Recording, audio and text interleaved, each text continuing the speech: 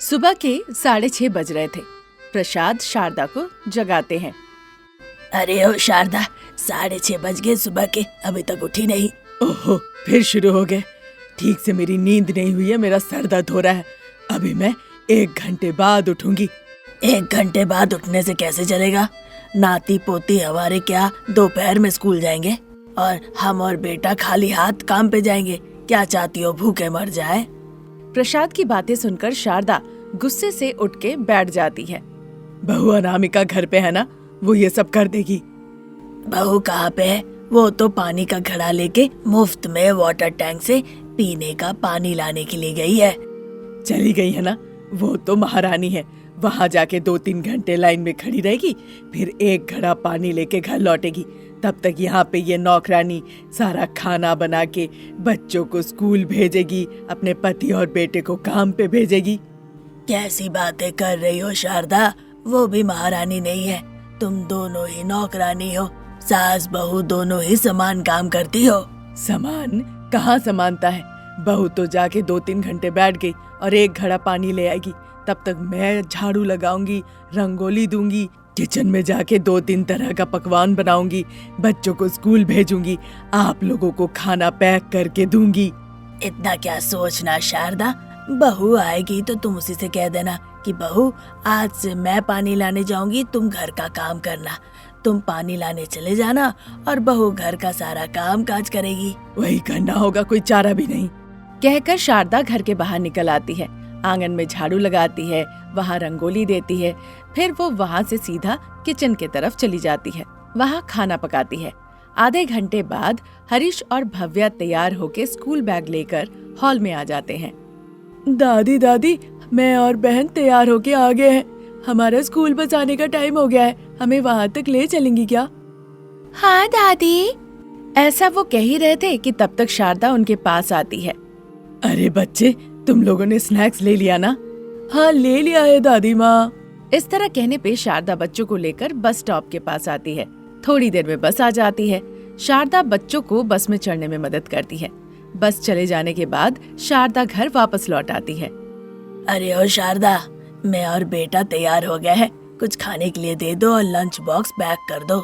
अब मैं क्या कहूँ, लंच बॉक्स तो पैक कर देती हूँ, पर अभी खाने के लिए कुछ नहीं बना। खा के नहीं जाएंगे तो वहाँ काम कैसे करेंगे शारदा? शारदा ऐसा कह ही रही थी, तब तक अनामिका घड़े में पानी लेकर घर लौट आती है।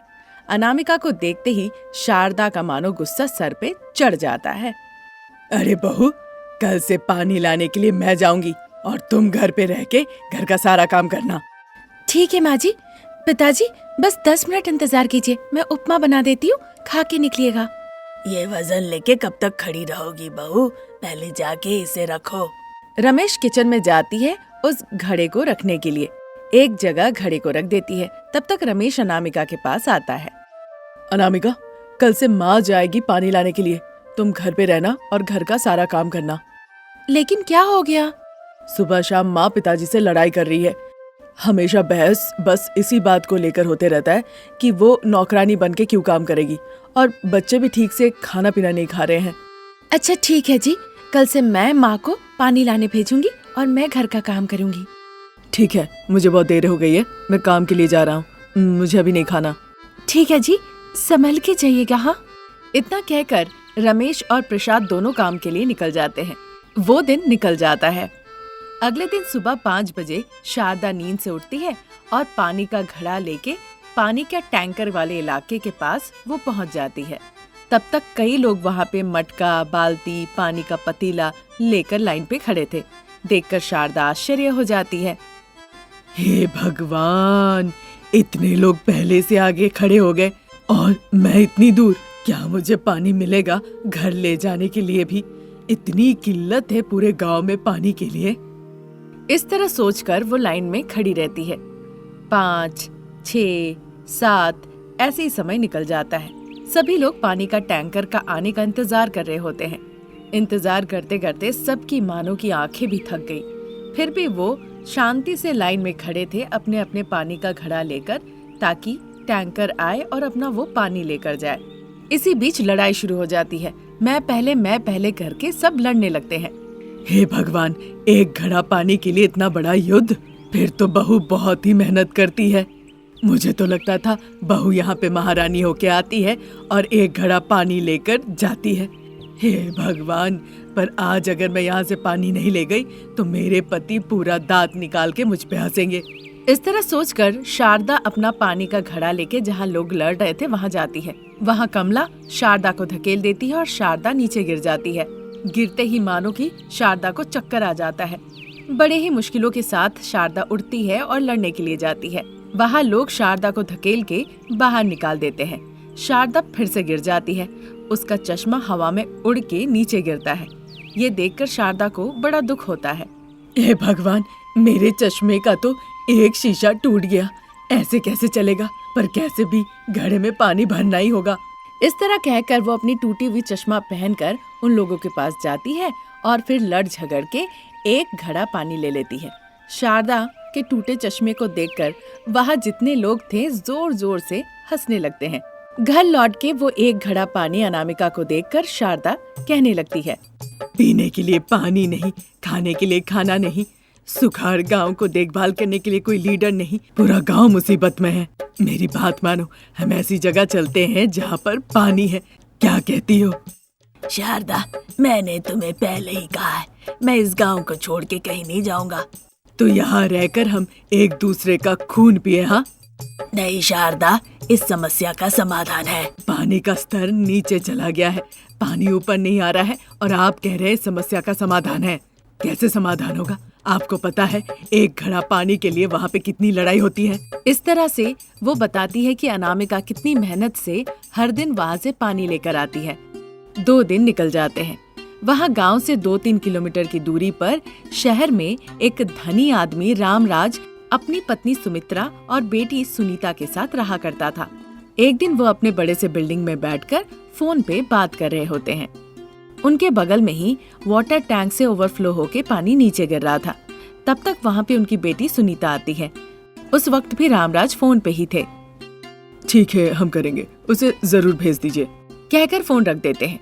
तब तक सुनीता पानी से ओवरफ्लो हो रहे टैंक को दिखाते हुए कहती है, ये क्या पिताजी, एक तरफ लोग एक एक बूंद पानी के लिए कितनी लड़ाई कर रहे हैं और आप यहाँ पे इस तरह पानी की बर्बादी कर रहे हैं। एक दिन ऐसा होगा जब एक बूंद पानी नहीं रहेगा, तब आपको बात समझ में आएगी, लेकिन उस वक्त आपके हाथ में कोई चारा नहीं रहेगा। वो बात नहीं है, मैं एक बहुत इम्पोर्टेंट कॉल पर था, बोर का स्विच ऑफ करना मैं भूल गया। ऐसी बात है पिताजी, फिर मैं आपसे एक सवाल करूंगी, आप सही जवाब दीजिएगा। जरूर बेटा, मैं अपनी बेटी से झूठ क्यों कहने जाऊं भला। अगर आप मेरा हाथ पकड़ के सड़क पार कर रहे होते और अचानक से आपको एक इम्पोर्टेंट कॉल आ जाता, तो क्या आप मेरा हाथ छोड़ के ऐसे ही चले जाते? कभी नहीं बेटा, मैं तुम्हें कैसे भूल सकता हूँ। 2 मिनट पहले मैं उस फोन को होल्ड पे रखता और तुम्हें रोड क्रॉस करवाता। तो बेटी के साथ खून का रिश्ता है तो आप फोन को होल्ड पे रख देते, पर पानी के साथ तो जीवन का रिश्ता है। आपको फोन रखने की जरूरत नहीं थी। 2 मिनट होल्ड पे रख के आप स्विच ऑफ कर सकते थे, पानी बचा सकते थे। Wow, good baby. इस तरह बेटी ने जब पानी की समस्या के बारे में समझा के बताया तो वो बहुत खुश हुए। इस तरह दिन निकल रहे थे।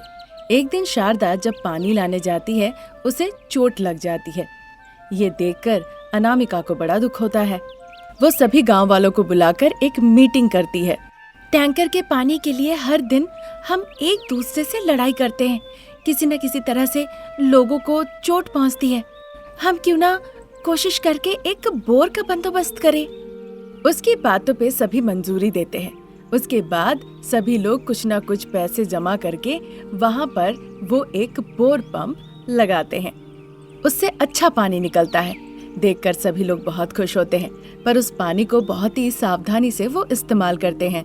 इस तरह अनामिका के उत्साह से सिर्फ उसके घर में ही पानी की समस्या का समाधान नहीं होता, बल्कि पूरे गांव में हो जाता है।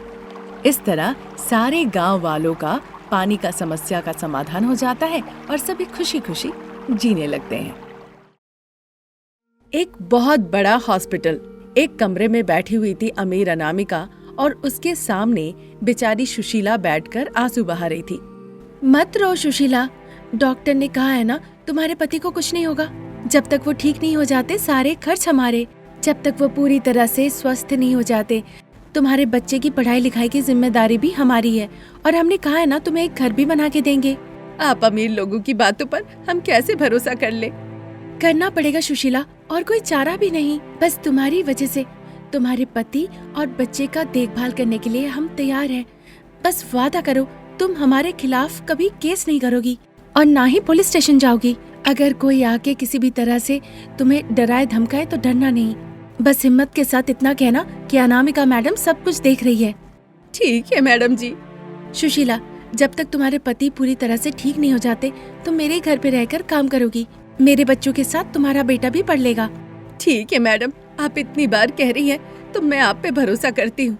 अगर कुछ गड़बड़ हुआ तो मैं पुलिस स्टेशन जरूर जाऊंगी। जाओगी तो तुम्हें पता है ना क्या होगा। अनामिका के इस तरह कहने पर सुशीला आश्चर्य होकर देखने लगती है। अब सासू माँ ने एक्सीडेंट की है तो उनपे केस फाइल होगी। फिर वो तुम्हारे पति को सरकारी अस्पताल में भेज देंगे। बच्चे की पढ़ाई लिखाई के लिए तुम मजदूरी का काम करने जाओगी।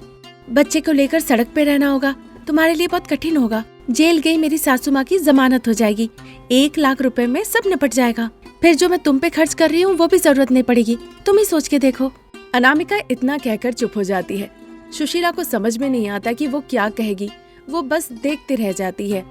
देखो सुशीला, इंसानियत के कारण हम ये सब करने के लिए तैयार हैं, पर अगर तुम केस करना चाहती हो तो तुम्हारा ही नुकसान होगा। मैडम, आपका बहुत बड़ा दिल है। आप जैसा चाहती है वैसा ही कीजिए। चाहे कुछ भी कोई कहे मैं नहीं सुनूंगी। आपने कहा है कि मेरे पति की इलाज कराएंगी, बेटे को पढ़ाएंगी। मैं आप पे भरोसा करती हूँ। ठीक है सुशीला, जाओ अपने पति के पास जाओ। इतना कहने पर सुशीला वहाँ से चली जाती है।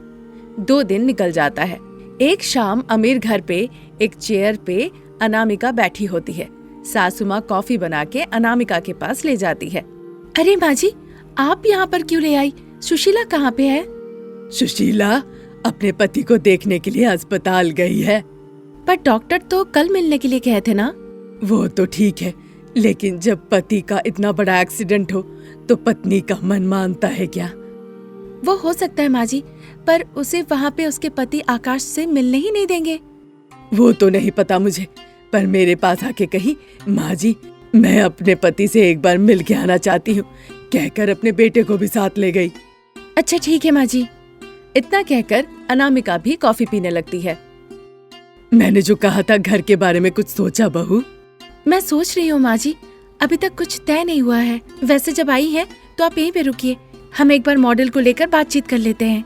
ठीक है बहू, पहले तुम कॉफी पी लो। इस तरह कहने पर अनामिका कॉफी पीने लगती है। कैसे बताओ बहू, गरीबों को सुंदर घर दिलाने के लिए कम बजट में भी क्या योजना बनाई है तुमने? इसमें कोई प्लान वान नहीं है माँ जी। वैसे ही वो गरीब है और मैं उन्हें एक छोटा सा मिट्टी का घर ही दे रही हूँ। आप क्या कहती है इस बारे में? मिट्टी के तो बहुत घर होंगे बहू, मिट्टी के घर के अलावा कुछ और सोचो। मिट्टी का घर अगर नहीं तो फिर हमें आम के पत्ते से घर बना के देना होगा। अनामिका के इस बात पर शारदा सोचने लगती है। अगर आम पत्ते से घर बने तो ये बिल्कुल अलग होगा। हाँ बहू, आम पत्ते से घर बहुत ही अलग है, अच्छा है। तुम प्लान और डिजाइन करके एक घर बना के सुशीला को दे दो बहू। अच्छा हुआ तो वायरल हो जाएगा, उससे सुशीला की कमाई भी हो जाएगी और वो अपना परिवार भी चला लेगी। रियल एस्टेट में हमारा एक अलग पेज है ना। ठीक है माँ जी, ये काम मेरा रहा। आप बस सुशीला की देखभाल कर लीजिए। चाहे कुछ भी हो जाए, बस वो पुलिस स्टेशन ना जाए और हमारे खिलाफ वो केस ना फाइल करे। अगर हम उसे दिए हुए वादे के मुताबिक न्याय करेंगे तो वो कभी पुलिस स्टेशन नहीं जाएगी। भरोसा करना सही होगा क्या माँ जी? वो गरीब लोग है बेटा, गरीब लोग ईमानदार होते हैं। ठीक है माँ जी, सुशीला का जो बजट है उस पे मैं सोचती हूँ कि कम बजट में भी अच्छा और एक आरामदायक घर कैसे बनाया जाए। अगर जरूरत है तो मैं एक कप कॉफी और बना के ले आती हूँ। अभी नहीं चाहिए माँ जी, अगर मन किया तो मैं आपसे कह दूंगी। इस तरह कहने पर शारदा वहाँ से चली जाती है। अस्पताल के बिस्तर पे पैरों पे पट्टी बंधी हुई थी और आकाश लेटा हुआ था।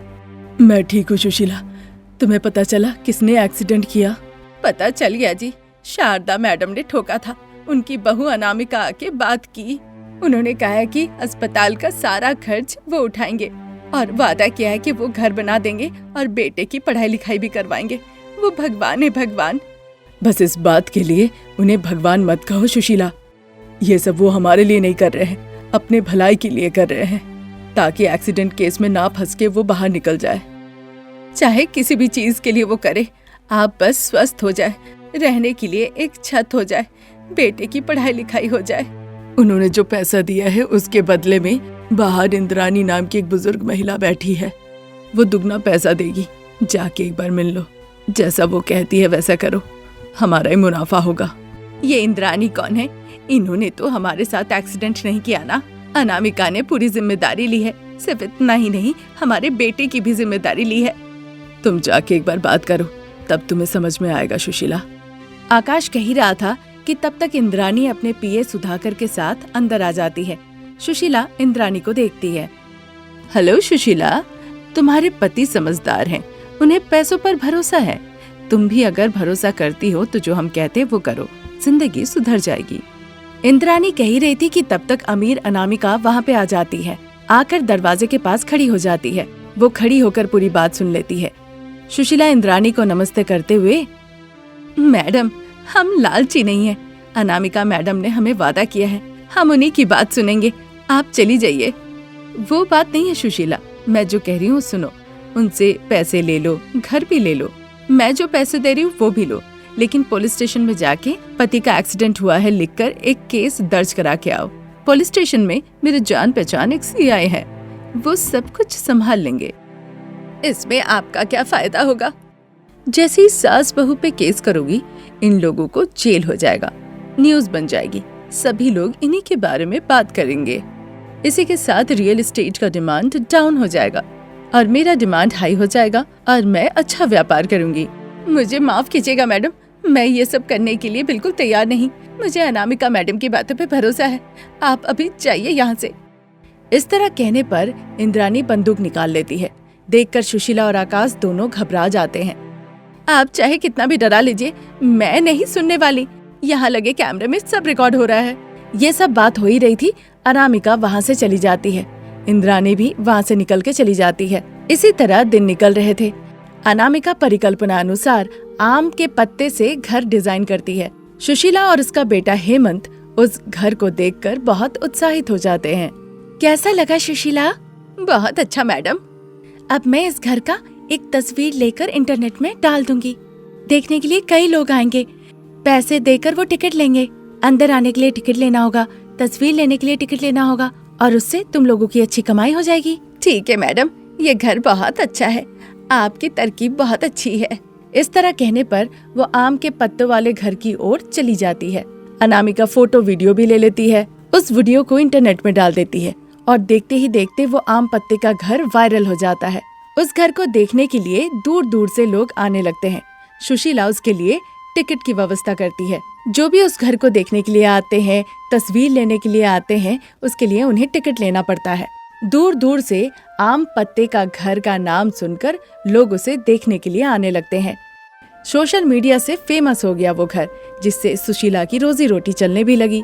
उससे जो पैसे आने लगे, सुशीला उससे अपना परिवार चलाने लगी, बेटे पति का देखभाल करने भी लगी।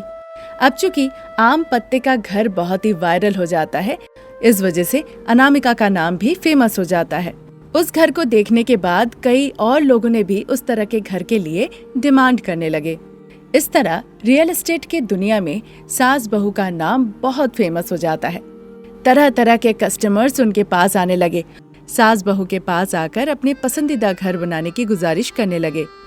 इस तरह अपने परिवार को बचाने की आड़ में अनामिका ने एक छोटी सी तरकीब लगाई, जिस तरकीब की वजह से सुशीला का पूरा परिवार रोजी रोटी कमाने लगा और अपने पैरों पे खड़ा हो गया। इसी के साथ साथ अनामिका का रियल एस्टेट का व्यापार भी बहुत नाम कमाया।